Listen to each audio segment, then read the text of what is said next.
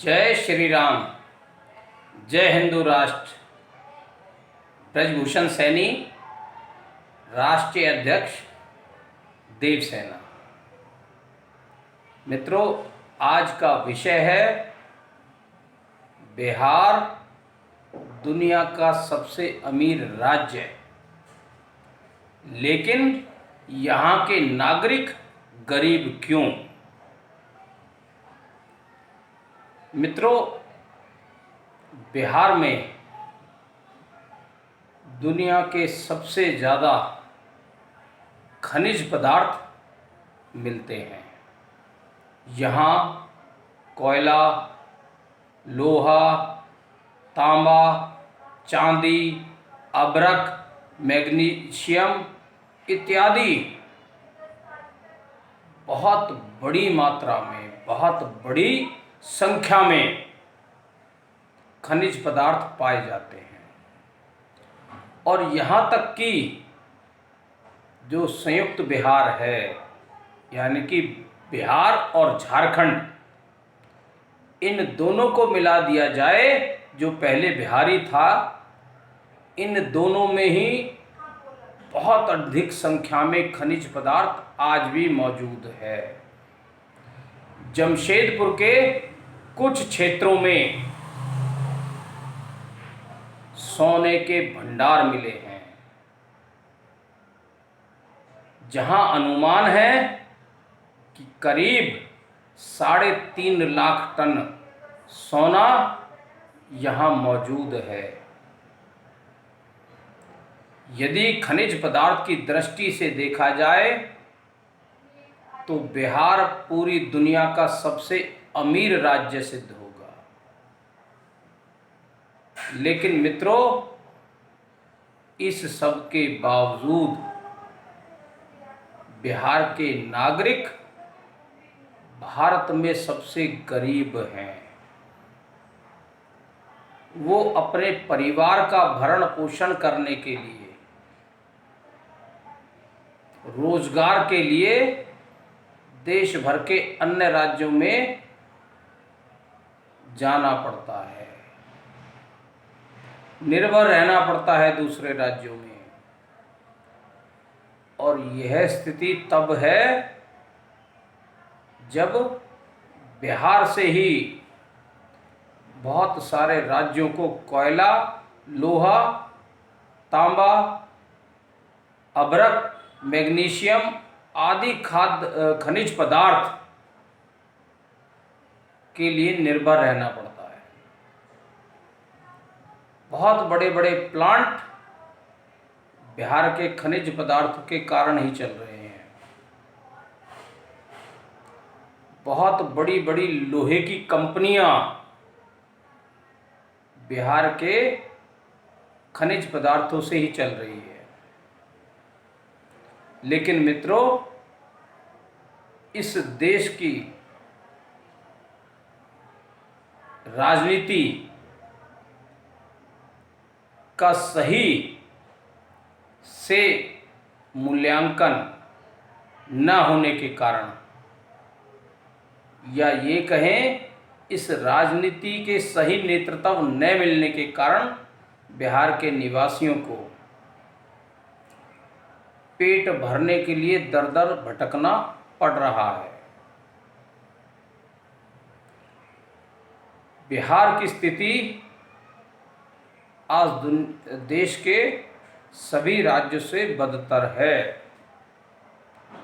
क्योंकि बिहार में जिस भी सरकार रही, जिस भी पार्टी की सरकार रही, उन्होंने सही मायने में बिहार के विकास के लिए कोई कारगर कदम नहीं उठाए।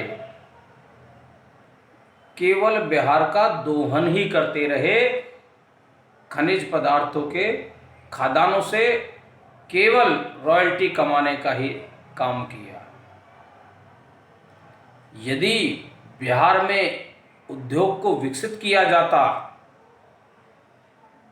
व्यापार को बढ़ावा दिया जाता, तो बिहार के लोगों को भारत के अन्य राज्यों पर निर्भर नहीं रहना पड़ता। आज देश के जितने भी औद्योगिक शहर हैं, जितने भी वाणिज्य शहर हैं, वहाँ बिहार के लोग रोजगार के लिए जाते हैं और उन्हीं पे निर्भर रहते हैं। लेकिन सौभाग्य देखिए, वो एक ऐसे अमीर राज्य के निवासी हैं जो पूरी दुनिया को खनिज पदार्थ देता है। भारत को ही नहीं, पूरी दुनिया को देता है, जिसके गर्भ में अथाह भंडार है खनिज पदार्थों के। 1947 से पहले से लेकर आज तक वहां से लगातार खनन कार्य चल रहा है और इस खनिज से ही बहुत सारे औद्योगिक प्लांट चल रहे हैं। लोहे की पूर्ति करने वाला, कोयला की पूर्ति करने वाला अकेला राज्य बिहार है। लेकिन मित्रों, अफसोस इस बात का है कि इस बिहार में जिन लोगों की सत्ता रही, उन्होंने वास्तविक रूप से बिहार के कल्याण के लिए, यहाँ के निवासियों के लिए कोई कारगर कदम नहीं उठाए और आज बिहार के लोग भुखमरी के कगार पर है।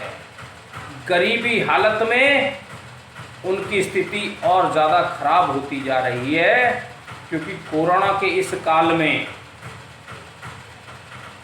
देश के विभिन्न राज्यों से उन्हें अपने राज्यों के लिए लौटना पड़ा, क्योंकि जब औद्योगिक इकाइयाँ बंद हो गई, व्यापारिक प्रतिष्ठान बंद हो गए, तो उन्हें लौटकर अपने राज्य में आना पड़ा।